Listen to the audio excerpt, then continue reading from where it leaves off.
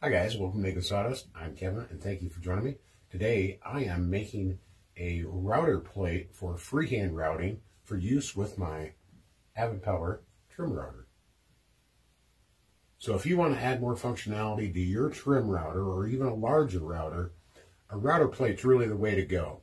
You're going to add a lot of stability simply just by the size of the base, but also these two handles are going to add a lot of flexibility and control with your router, as opposed to just hanging on to your router freehand with the stock base.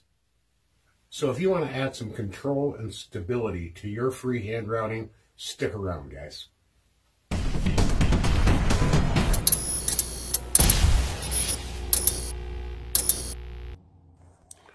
I'm starting with a 12 by 12 inch piece of 1/4 inch acrylic.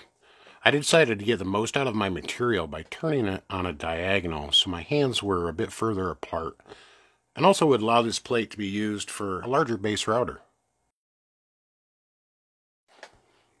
My design is not written on ancient Greek tablets. It's just what feels appropriate for my needs and the material that I have available. Your design certainly can have its unique features too. I mark approximately 3 inches from each corner to locate my handles. I will draw a radius from that point with a compass, and I will also draw a few perpendicular lines to establish where I would like the other curve to intersect. I'll use a larger compass to draw the other two arcs. Those are approximately a 10-inch radius, and I'm just marking on an arbitrary perpendicular center line, and I'm going an equal distance away from that center line and adjusting my compass accordingly until I can get a good radius. I've been able to locate the center of my plate by using those two perpendicular lines. And that's where I'm going to mount my stock plate to lay out our hole pattern. Using an 1/8 inch drill bit and 832 tap, along with some WD-40 for some cutting lube, our plate is nearly complete. Mounting the stock router plate to the acrylic will serve as a template for my center hole. I used a flush trim bit after drilling a pilot hole large enough for the router bit. You could use a hole saw, a jigsaw, a Forstner bit to make that hole as well.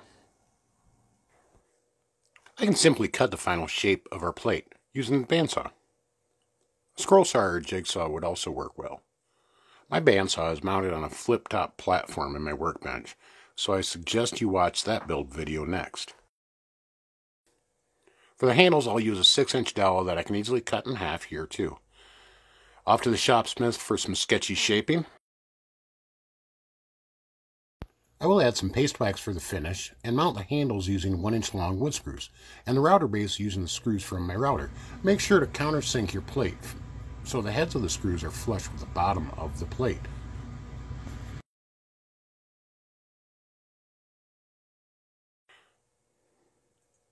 And I can mount the handles using a wood screw, making sure to drill a pilot hole in the dowel and also countersink the plates so the heads are flush.